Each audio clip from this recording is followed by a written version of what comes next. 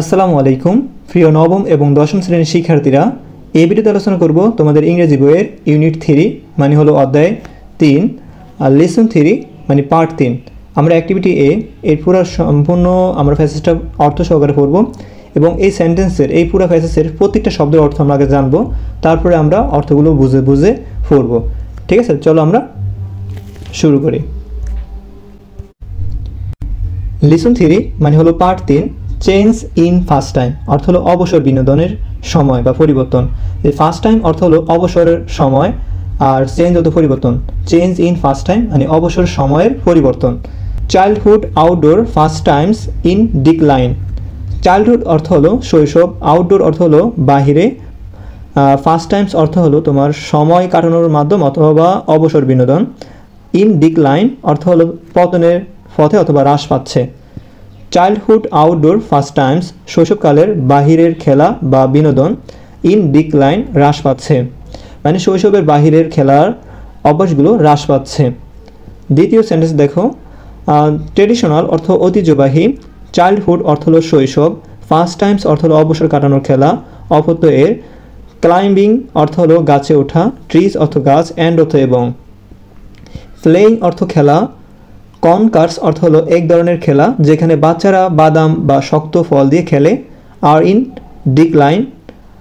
Decline অর্থ হলো হ্রাস পাচ্ছে, আমরা জানি ডিক্লাইন অর্থ হলো হ্রাস পাওয়া। আর অ্যাকর্ডিং টু অর্থ হলো অনুযায়ী অথবা অনুসারে। আর সার্ভে অর্থ একটি জরিপ, বাই অর্থ ধারা। দ্য আরএসপিবি মানে হলো রাজকীয় পাখির সংরক্ষণ সংস্থা। এই আরএসপিবির পুনরূপ হলো royal society for the protection of birds, মানে পাখি সংরক্ষণের জন্য রাজকীয় সংগঠন। তো ট্রেডিশনাল চাইল্ডহুড ফার্স্ট টাইমস ঐতিহ্যবাহী শৈশবের খেলা, of climbing trees and playing conkers অথবা গাছে ওঠা ও কনকার খেলা। আর ইন ডিক্লাইন অথবা হ্রাস পাচ্ছে, according to a survey by the RSPB এর একটি জরিপ অনুযায়ী। গাছে ওঠা এবং কনকার খেলার মতো ঐতিহ্যবাহী শৈশবের খেলাধুলা এবং হ্রাস পাচ্ছে আরএসপিবি এর এক জরিপ অনুযায়ী। পরবর্তী সেন্টেন্সের আমরা অর্থ জানব। এর সাথে এটি এ অর্থ একটি। চ্যারিটেবল অর্থ হলো দানশীল অথবা সেবামূলক। অর্গানাইজেশন অর্থ হলো সংগঠন। রেজিস্টার্ড অর্থ হলো নিবন্ধিত। ইন অর্থ মধ্যে, ইংল্যান্ড একটা দেশের নাম, অ্যান্ড অর্থ এবং, আর ওয়েলস অর্থ হলো Wales. It's a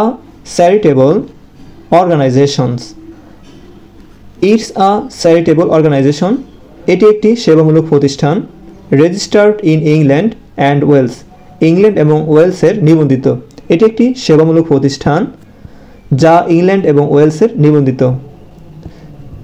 the survey অর্থ জরিপটি, শোজ দেখানো হয় অথবা দেখায়, দ্যাট যে পিপল মানুষ, আন্ডার নিচে, 34 অর্থ 34, রিকল অর্থ হলো স্মরণ করতে পারে, রিকল অর্থ স্মরণ করতে পারে, ফার ফিওর অর্থ হলো অনেক কম, চাষ অর্থ এমন, চাইল্ডহুড আউটডোর এক্সপিরিয়েন্সেস মানে হলো শৈশবের বাহিরের অভিজ্ঞতা, দেন তুলনায়, পিপল মানুষ, ওভার এর উপরে, 55 অর্থ 55, অ্যাকর্ডিং টু অনুযায়ী, আর সার্ভে একটি জরিপ, বাই আরএসপিবি মানে হলো আরএসপিবির কর্তৃক। তোমরা তো জানো আরএসপিবির পুনরূপ কি।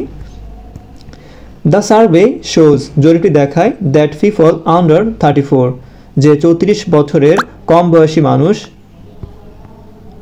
Recall far fewer childhood outdoor experiences মানে এমন শৈশবের বাহিরের অভিজ্ঞতা অনেক কম মনে রাখতে পারে, দেন পিপল ওভার 55 55 বছরের বেশি বয়সীদের তুলনায়, according to a survey by RSPB এর এক জরিপ অনুযায়ী।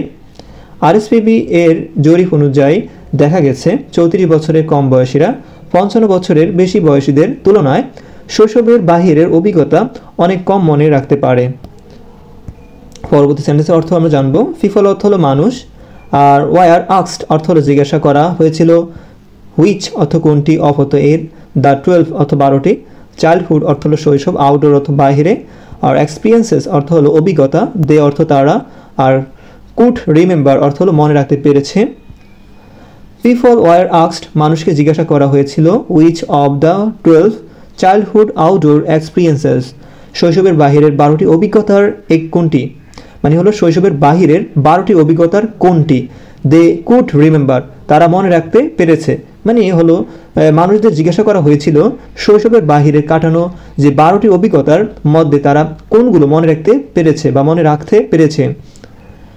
দ্য আনসার অর্থ উত্তর, ইনক্লুড অর্থ অন্তর্ভুক্ত ছিল, ইনক্লুডেড অর্থ অন্তর্ভুক্ত ছিল, মেকিং অর্থ বানানো, ডেন্স অর্থ হলো তোমার গুহা, আমরা জানি সবাই জানি ডেন্স অর্থ গুহা, আর এটা হচ্ছে তোমার daisy DAISY daisy, daisy change অর্থ ফুলের মালা, ক্লাইম্বিং অর্থ হলো ওঠা, ট্রিজ অর্থ গাছ, আর প্লেইং অর্থ খেলা, কনকার্স অর্থ হলো এক ধরনের বাদাম দিয়ে খেলা, অ্যান্ড অর্থ এবং, আর ফিডিং অর্থ খাওয়ানো, ফিড অর্থ খাওয়া, আর ফিডিং অর্থ খাওয়ানো, বার্ডস অর্থ পাখি।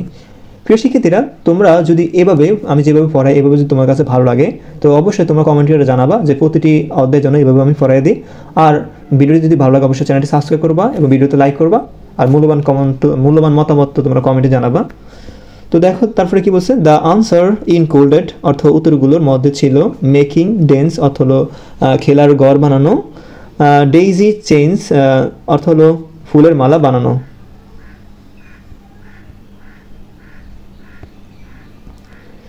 ক্লাইম্বিং ট্রিজ অর্থ গাছে ওঠা, প্লেইং কনকার্স অর্থ হলো কনকার খেলা, ফিডিং বার্ডস অর্থ হলো পাখিকে খাওয়ানো।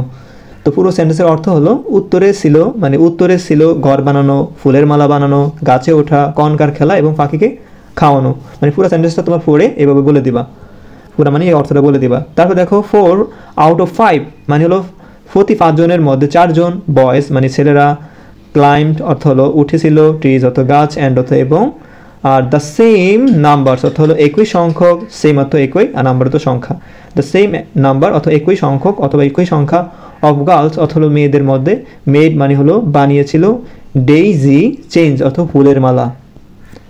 4 out of 5 boys climbed trees মানে প্রতি 5 জনের ছেলের মধ্যে 4 জন ছেলে মানে 4 জন গাছে উঠেছিল, and the same number of the girls made daisy change এবং একই সংখ্যক মেয়ে ফুলের মালা বানিয়েছিল।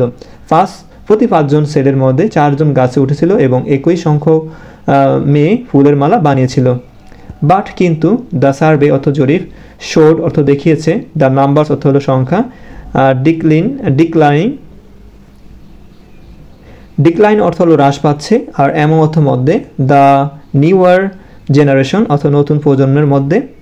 বাট দ্য সার্ভে শোড কিন্তু জরিপ দেখিয়েছে, দ্য নাম্বারস ডিক্লাইনিং অর্থ সংখ্যা হ্রাস পাচ্ছে, অ্যামং দ্য নিউয়ার জেনারেশন নতুন প্রজন্মের মধ্যে। কিন্তু জরিপটি দেখিয়েছে যে মানুষ প্রজন্মের মধ্যে এই সংখ্যাগুলো কমে যাচ্ছে।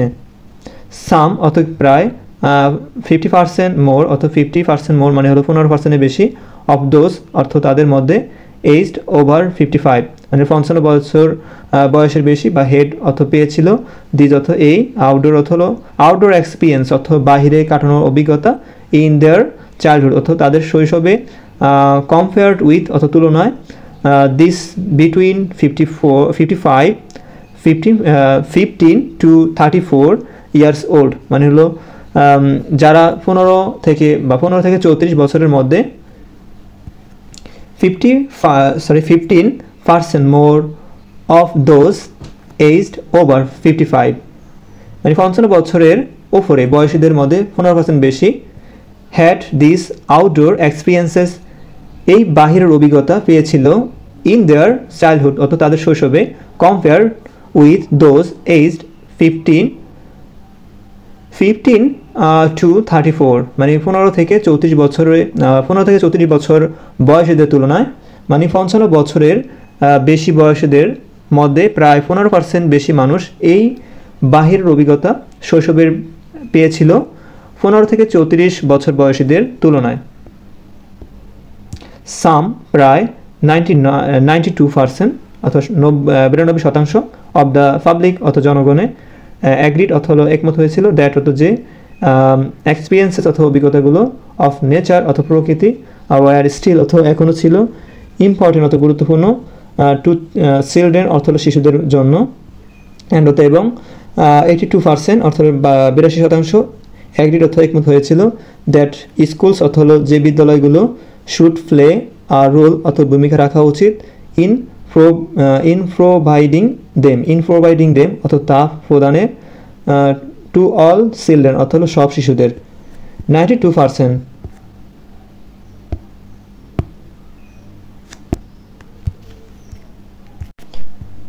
92% অফ দ্য পাবলিক অ্যাগ্রিড, মানে 92% মানুষ একমত হয়েছিল that experiences of nature were still important to children, যে প্রকৃতির অভিজ্ঞতা এখনও শিশুদের জন্য গুরুত্বপূর্ণ।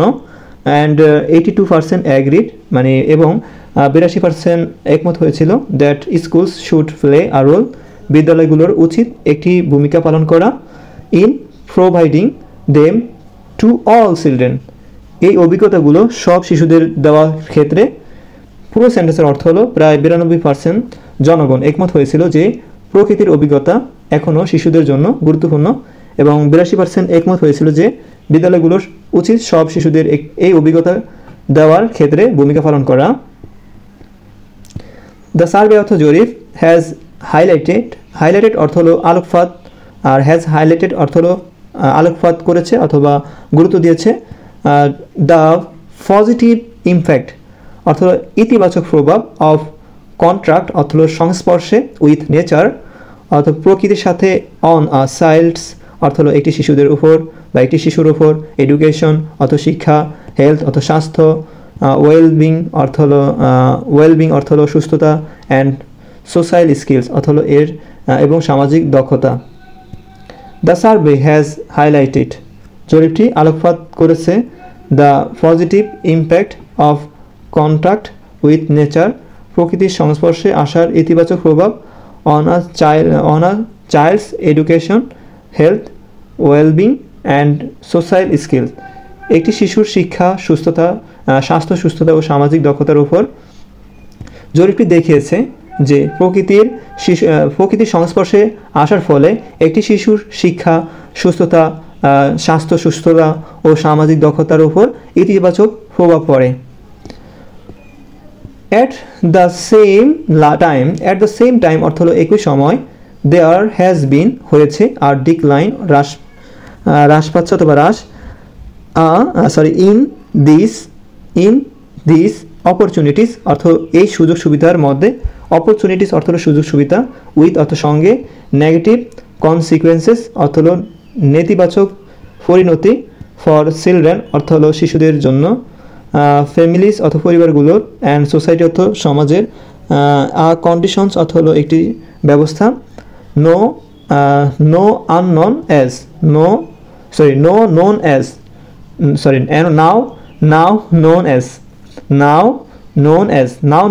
অর্থ এখন, আর নোন অর্থ হলো পরিচিত বোঝায়, নোন অ্যাজ অর্থ পরিচিত, তো নাও নোন অ্যাজ অর্থ হলো এখন পরিচিত।